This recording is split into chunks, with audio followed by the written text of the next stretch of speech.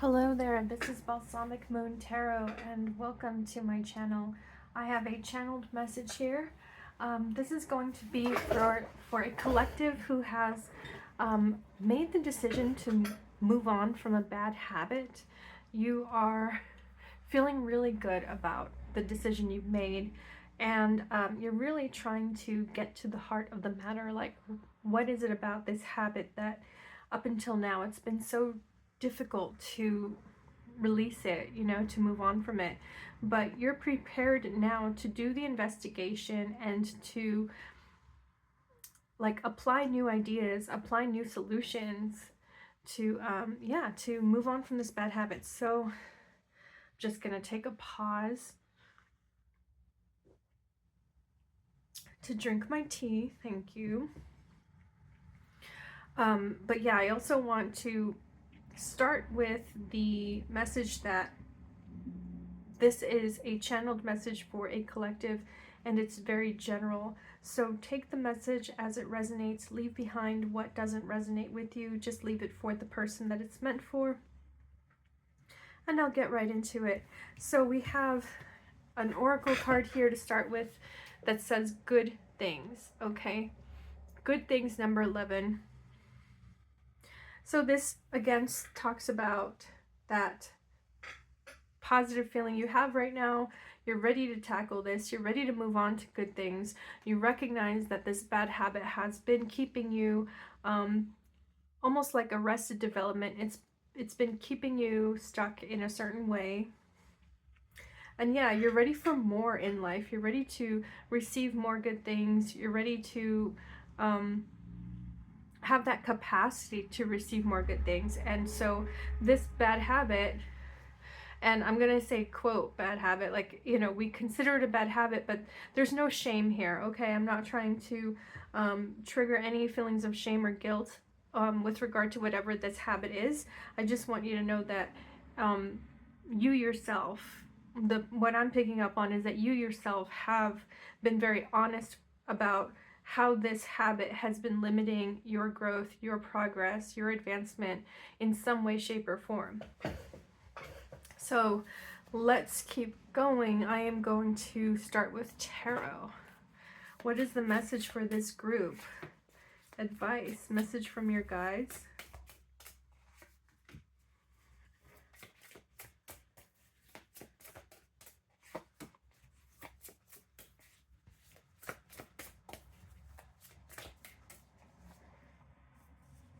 Two cards there, okay. I'll take it. We're going to start with the Star Tarot. We have the Three of Wands. Beautiful. Let me just see that this is straight.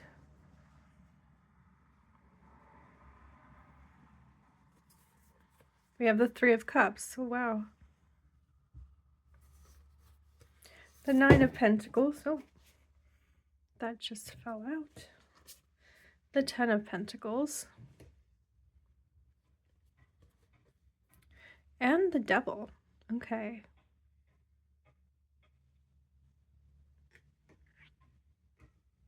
Put this right here.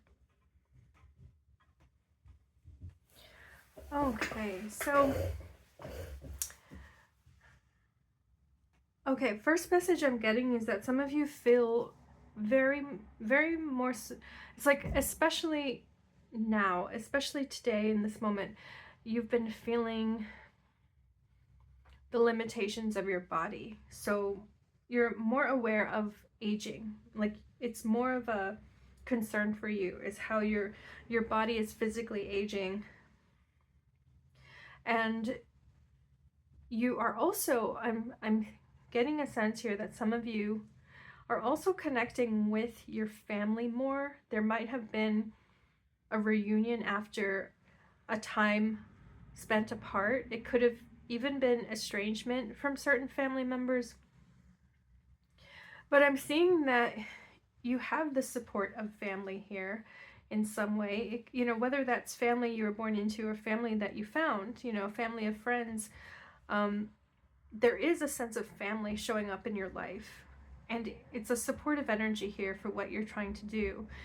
we have really positive cards here with the Nine of Pentacles and the Ten of Pentacles. It's showing the last stages of a cycle here where, you know, the success, the fruitful rewards of your hard work are appearing, okay? And if that's not apparent to you now, it is part of the path you're currently on. It's part of this path you've chosen. And that's the thing. This is a lot about personal choice. This is a lot about taking responsibility for one's choices and realizing that you are the only person who can live your life in your body, right? Like, you're the only person who can live your life in your particular individual expression as a body, as a soul, as a personality, as a persona. Like, your soul and the bodily form that your soul has taken in this lifetime, it's yours to make choices with, if that makes sense. So it's like the Devil card shows up as this reminder that often when things go south in our lives and there's chaos that is like overwhelming us, often there's a connection to a way that we have foregone personal choice, a way that we have forsaken our own personal choice. It's like we could have had many options, many turns in the road to make a choice and to really take responsibility for the choice. But when it comes to something like a bad habit, we tend to behave and respond to life's challenges with this self-defeating idea that we don't have a choice, that we don't have a choice in the matter, that it's not up to us, that this is out of our control. And that line of thinking is defeatist, and it's limiting, and it's been keeping you trapped. So you've awakened, you've seen this, you've had an epiphany about the consequences of living your life this way, like sleepwalking through life, right? Like sleepwalking through life, not taking responsibility for the things that are in your control, you know, pretending like these things are not in your control, relinquishing control to other people or other entities, you know, to make the choice for you, okay? I'm gonna keep going here, but I want to say that, like, overall these cards are very promising and positive and very supportive. So in this time period that you're, you know, making changes, making positive changes, and really trying to forge a new way of living, that moves you past the bad habits or, you know, the old habits, right? You have support here, you have encouragement, you have a community, whether that's friends, family, or some other type of community. It might even be an online community, but you have a sense of like people gathering collectively that is motivating you, it's inspiring you. It might even be an app. I mean, it could be something like that. It could be an app that has this online community where the people who use the app also like discuss their challenges and like what they've done to succeed, you know, like everybody's sharing helpful information with each other. So I'm seeing that for you. If that's not something you've explored yet, it could be worth exploring that, whether it's an online community or an app, you know, some kind of like just a tool. It's just the idea that there's supportive tools, there's supportive people. Like, you're not the first to walk down this path. So look around you for those resources and those guides that already exist and that are already available. Like, they're making themselves available to you.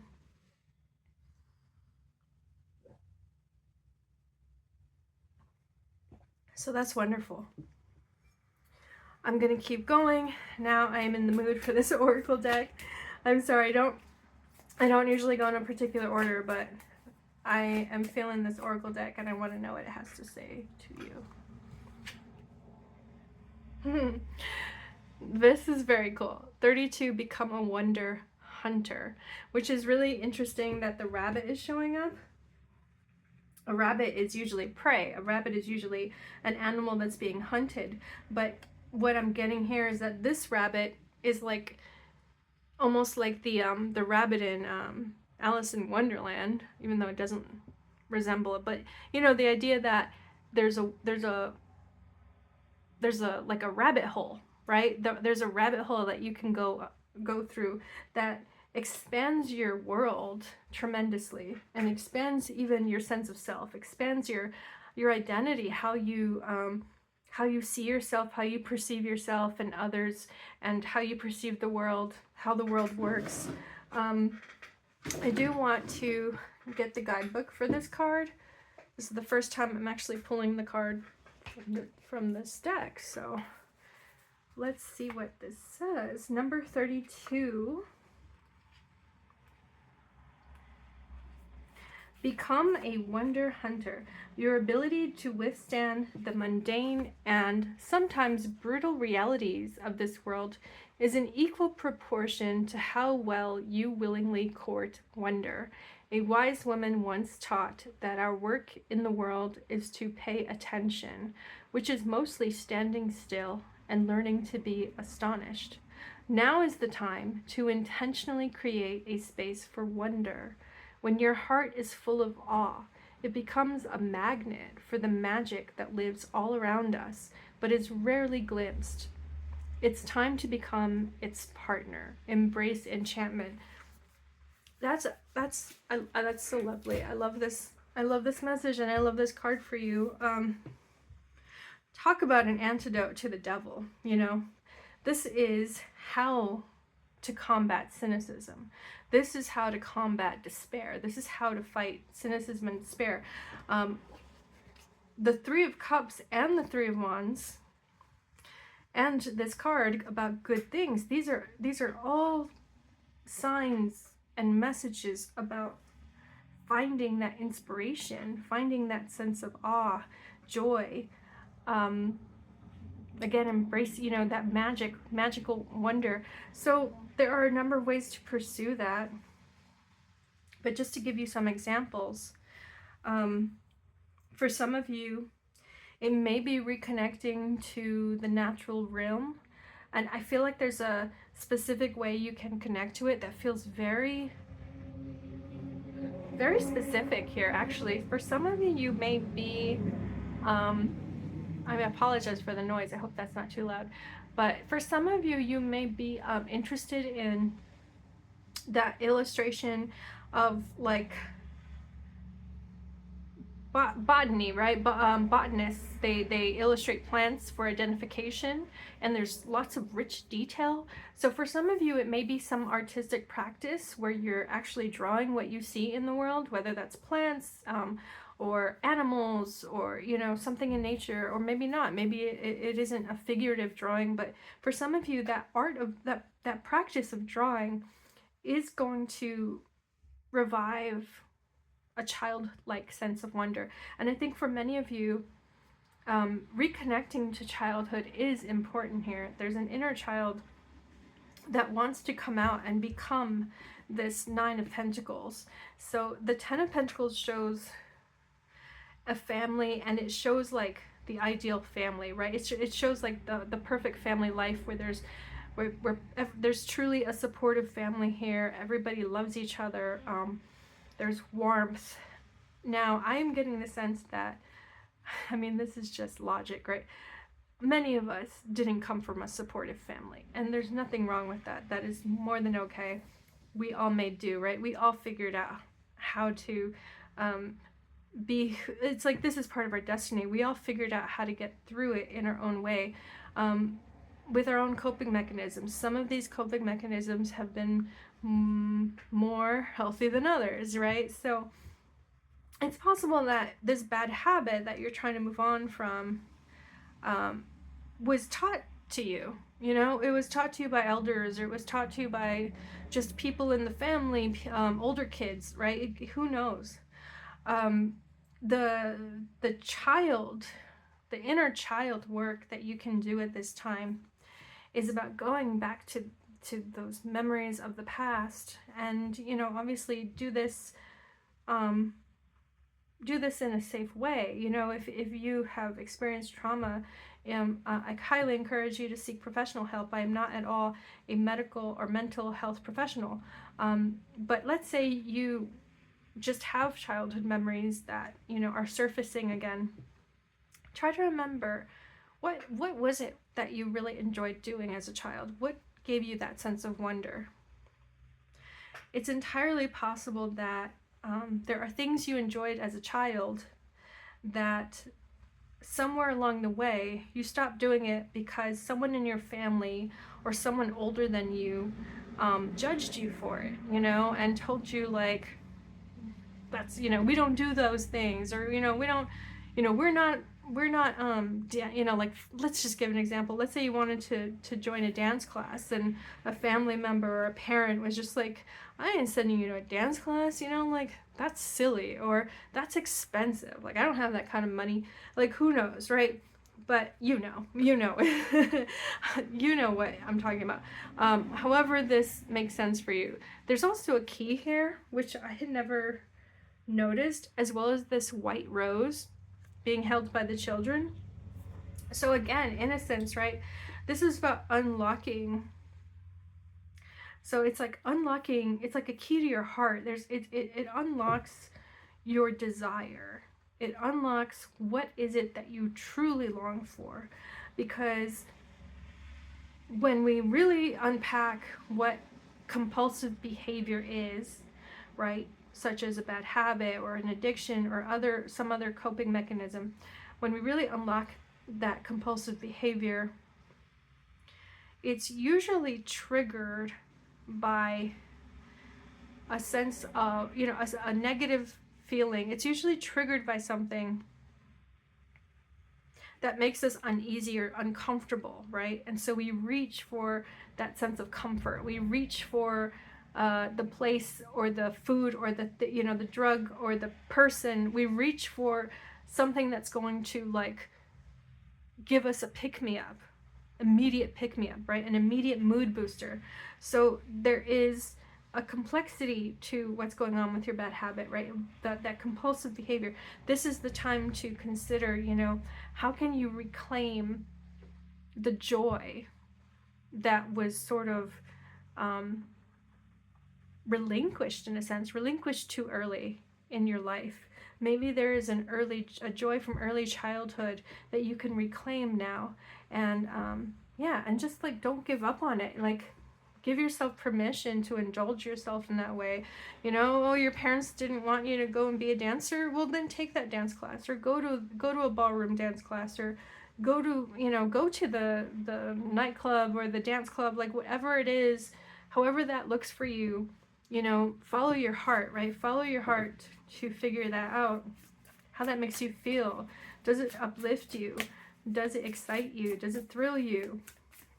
Is it something that used to thrill you in childhood and you haven't never had that chance to revisit it and go back to it and see?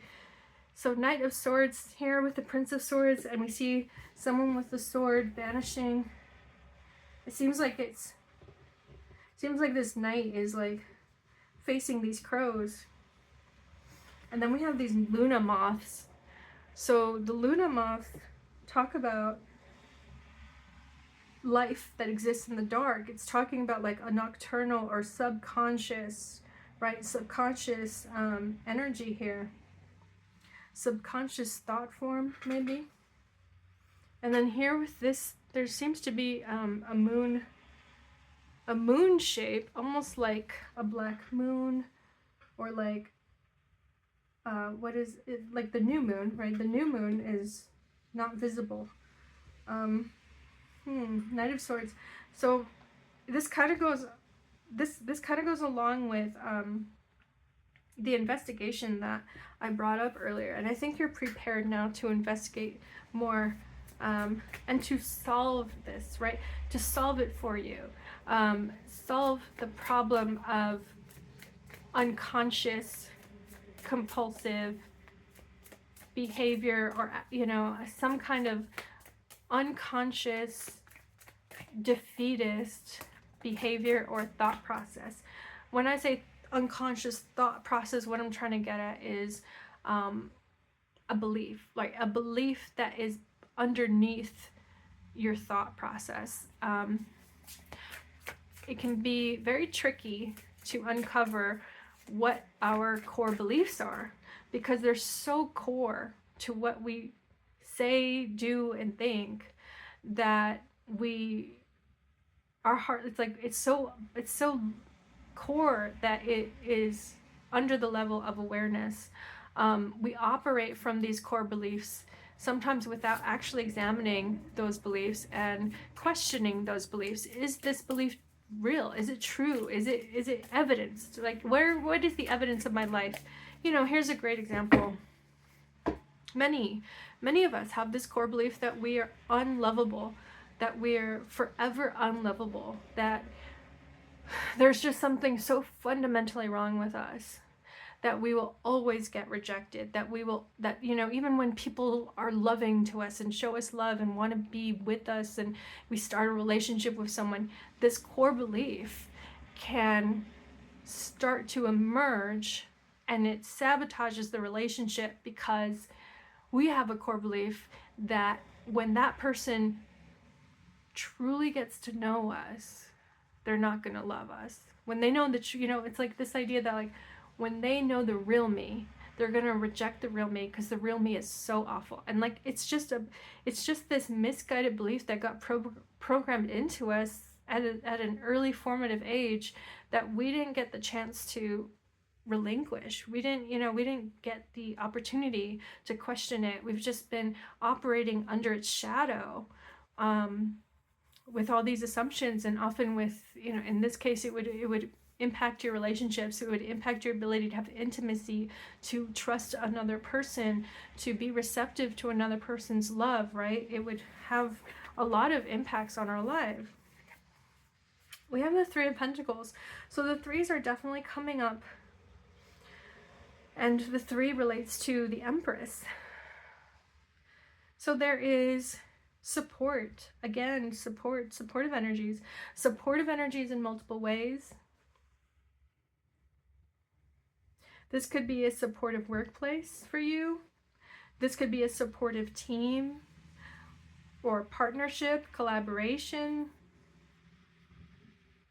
Thought partner is what I'm getting, because that Knight of Swords is right there.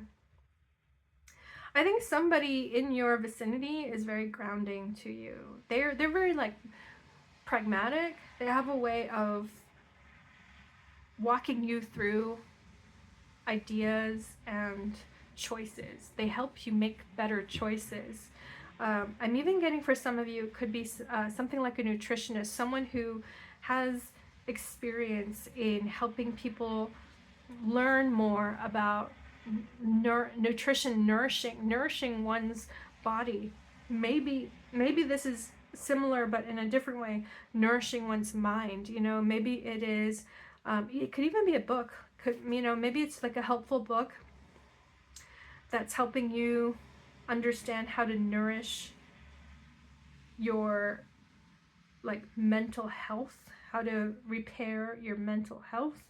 But that Knight of Swords is about, like, a breakthrough, a mental breakthrough,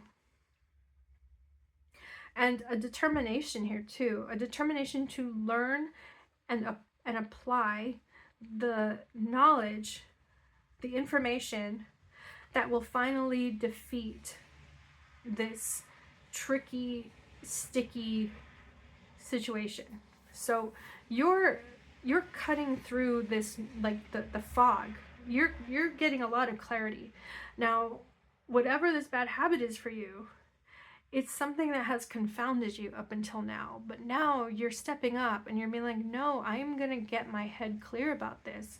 I'm going to stop entertaining falsehoods and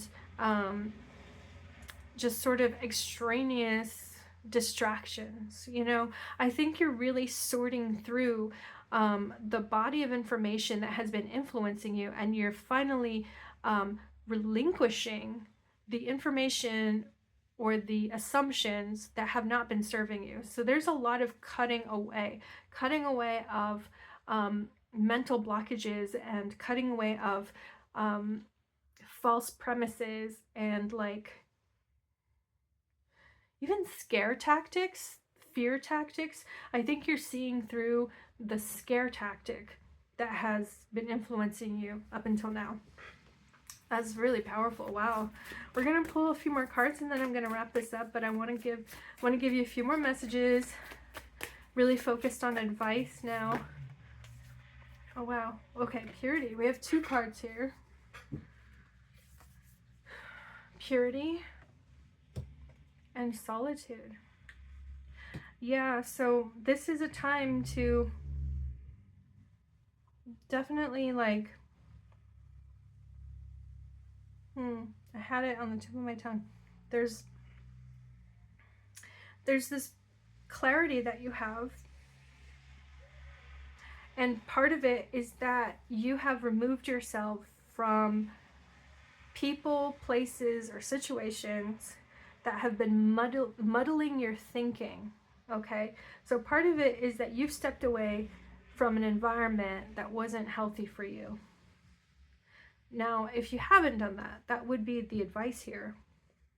Solitude. Okay, solitude.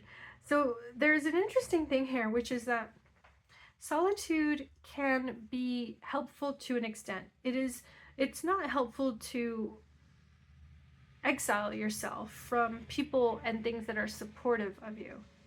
So with the purity and the solitude together, I am getting a sense that solitude is helpful so long as it actually brings you that clarity, so long as it actually brings you a sense of relief.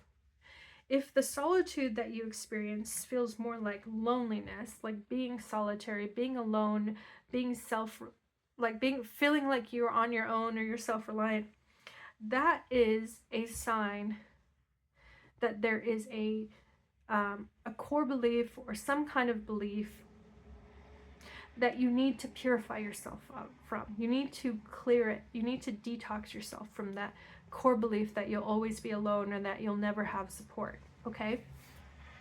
I'm going to pull a couple more tarot cards here, and then a couple more oracle cards. Advice for this group, please. Nice. We have the King of Wands. Oh, wow. We have the King of Cups. I'm going to put him right here. I feel like they're facing off with the Devil there, and we have the Hermit. Interesting. 2 kings and a hermit. And we have the 3 of Wands again. Yeah. Emphasis on the 3. I don't know if 3 is an important number for you. Maybe you're born on a day that is the 3rd of the month.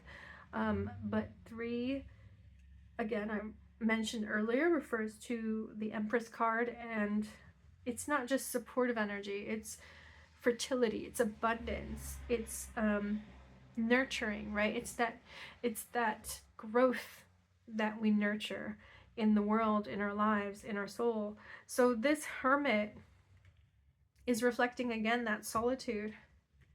But with the 2 kings, we see there's like a purpose to the solitude. You're not just spending time alone to be alone. You're spending time alone because you want to accomplish something here. You have an end in mind. You're working towards a goal. And you're also standing in your power. You're reconnecting to your intuition and also like your creativity. Yeah, there's definitely a lot of creativity and intuition in this group. And remember how I mentioned earlier that like that sense of wonder, that sense of awe could come through with like drawing? I do feel like you have something creative or artistic that you do that is very helpful for you to alchemize negative feelings. So definitely go back to that. It could be poetry, it could be spoken word, it could be writing, or even just like talking. Like I feel like spoken word is the case for some of you, which would actually make sense with the Knight of Swords. But yeah, that's really cool. Let's see what else we have. Let's get some oracle cards. And then we'll wrap this up. Last pieces of advice, please, for this group. How to move on from a bad habit. How to help this group move on from a bad habit. Leave it in the dust. It's no longer serving you. Move on and don't look back. But, you know, not with a sense of perfectionism. There's no shame. Whatever the process is for you to move on from this bad habit, trust yourself. Trust your intuition. Trust your own heart and your own spirit. We have winter, an ending, recharging, reflection. Wow. Talk about resonance, right? Purity, winter. So winter time, I don't know if you're watching this at the time it was released, but it is currently September, early September. So winter time could be an important time of the year for you in general. It could just be whenever you're watching this reading. If it's not yet winter, it could be a prediction that something in winter is going to be very helpful for you. With the Three of Wands coming up twice, I do feel like for some of you, there's going to be an opportunity to travel.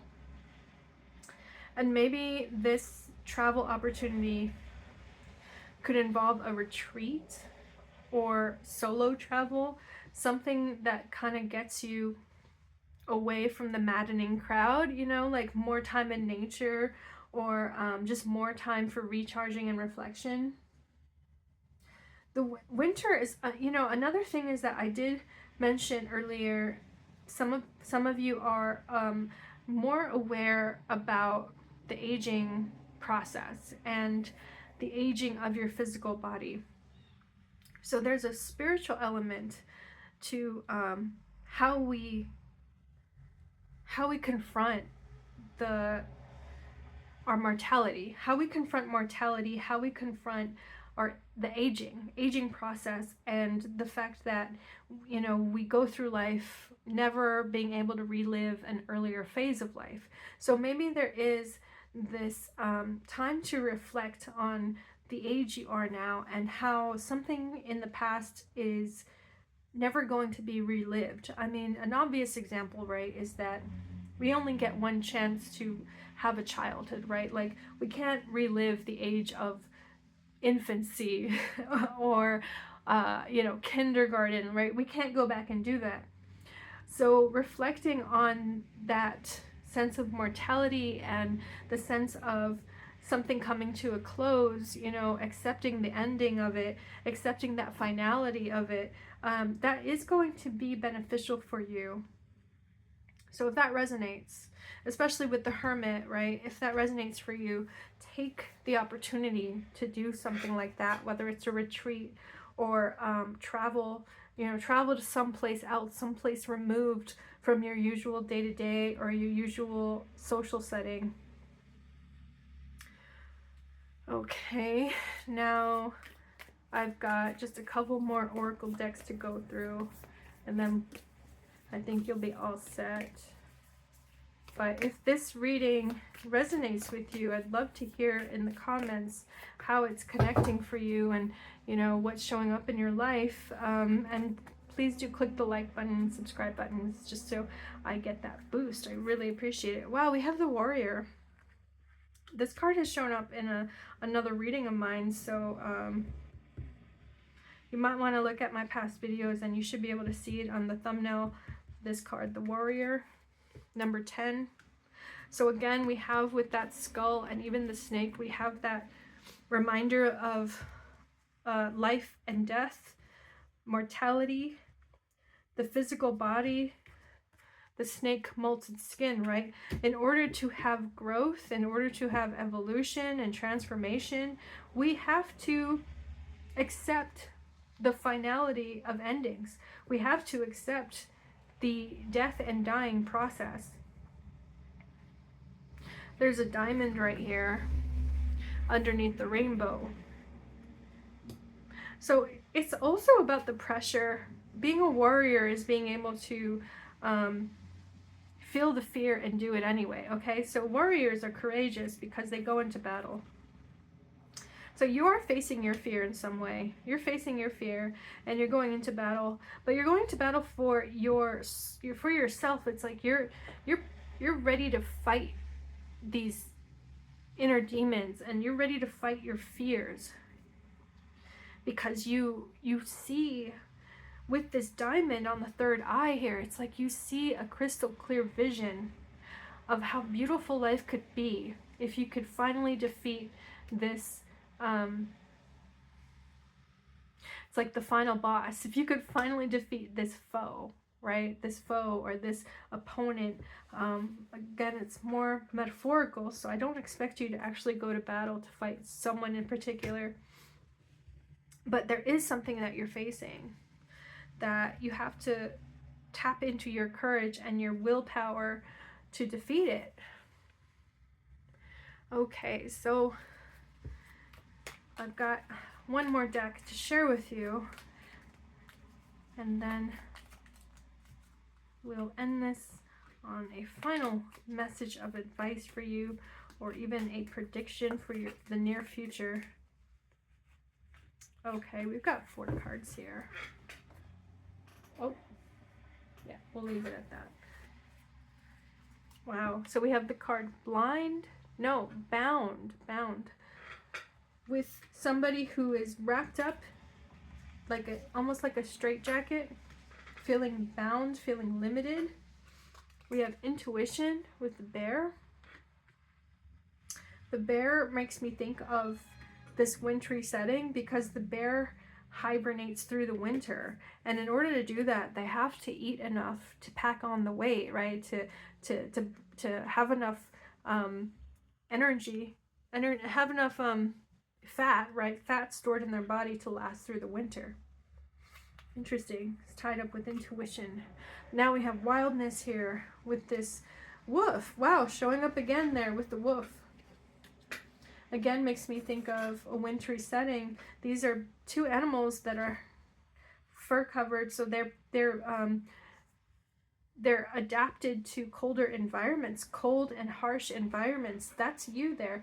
That is you. So this is a message that you have a coping mechanism here. Whatever this habit is for you, you developed the habit because you had to survive a harsh environment, okay? And look at that. We have grounded, which is beautiful. It shows a person in this meditative pose, is what it looks like to me, sitting on top of a planet, right? Sitting on top of the world, but they're connected to the entire earth, and they're connected to nature.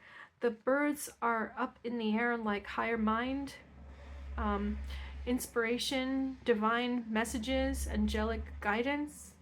So that is a beautiful card to end with. I'm going to put it right here. Oh, yeah, beautiful. We see a resonance as well with the 3 of Wands. The person is looking out towards the sky and the horizon, and this person also has that higher perspective. Okay, so definitely this advice, right, is about not just following your intuition and your instincts, but also grounding yourself. It's about that balance. It's about the balance of as above, so below. So, you know, sometimes we think ourselves through a problem, and we think we know the solution because we've analyzed it with our brains, with our minds. But so that's the theoretical solution, but the practical solution, when we actually attempt to solve the problem and take action, we learn so much. We learn that it's like the map is not the terrain. We learn how to adapt. We learn how to respond to these surprises and these these variables that we couldn't account for in all the planning and all the theorizing that we did. So I feel like for you, because there's this bound figure, sometimes you get yourself a little bit too, it's almost like claustrophobic. You go down a path of overthinking, or even negative self-talk. Negative self-talk and negativity, you know, that's directed inward. Sometimes you wrap yourself up in this negativity and you don't give yourself a reprieve from that. Like you're not finding any relief from it. Now that could definitely be a reason why we would you know, choose like a vice, you know, like addiction, right? Or to distract ourselves from that inner critic or that inner negative energy. So this, okay, being grounded, it's about recognizing that your inner life has its own emotional charge, and sometimes you need to step out of that inner, or step out of that rumination, step out of the overthinking and the overanalysis, step out of it, get out of your mind, get into your body. Okay, how do we get into our body? Well, honestly, taking a hike in the snow could be one way. Feeling the elements. Okay, look at this wolf howling at the moon. It's about getting immersed in the elements and immersing ourselves in a ecstatic experience. So whether it's nature, or whether it's dancing, or whether it's even drawing, right? It's like any activity that gets you out of your mind and back to your senses, your physical senses, where you can be intuitive, where you can go with the flow, where you can just you don't need to justify why you're doing what you're doing. You don't need to overanalyze and overthink it. Sometimes for people, this is camping. It's about that some people feel like the most free and liberated when they're just out there camping and trying to like weather the storms or weather the elements. Like it's I'm not telling you to go do that and like do it in a way that is unprepared. You know, do obviously be smart about it, but I do think there's this appeal for a lot of people, and this might resonate with you. There's an appeal to being out in nature and like taking a camping trip, you know, where you're doing several nights in a campsite in a forest, and you're able to just be fully present. You're also able to live a bit more adventurously and sharpen your instincts for survival, sharpen those survival the wits. You're it's like this in itself will bring mental clarity. There are different kinds of mental processes, and sometimes we're over processing without the it's like we're over processing in an internal system. We're internally processing way too much information, and we're overloaded, and we're just sort of like spinning like spinning our wheels. Okay, that's the energy I'm getting from this bound card. So in order to escape and liberate yourself from that, do something that is bodily oriented, physically oriented, sensually oriented.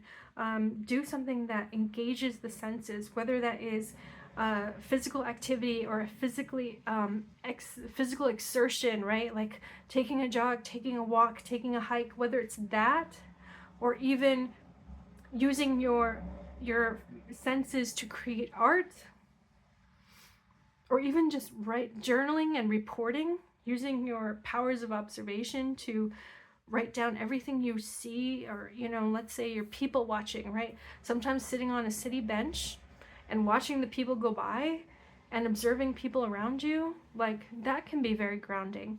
So there are multiple ways to live this energy of being grounded. Be creative with that. Do what your heart is telling you to do. Follow your curiosity, follow your passion. Whatever you do, get out of your own mind, because you can spend way too long overthinking, you know, what you did wrong and how you're supposed to go about it and all that. So definitely don't just definitely try to stop that. Try to stop that self-defeating behavior there. Okay, but this was your message, and There's so much supportive energy here. You know, I hope that you take whatever resonates here and can find it useful. But yeah, I'm glad you're here, and I would love to hear from you how this message has shown up in your own life. Like, if there is a specific goal you have and you want to share it and like claim success for it, you know, talk about something you're overcoming, talk about something that you're finally moving past, or you're liberating yourself from, you know, some kind of self-defeating belief or thought or behavior. I would love to hear it in the comments. So thank you so much for being here. I hope to see you at the next video. And yeah, I'll end this reading here. Take care.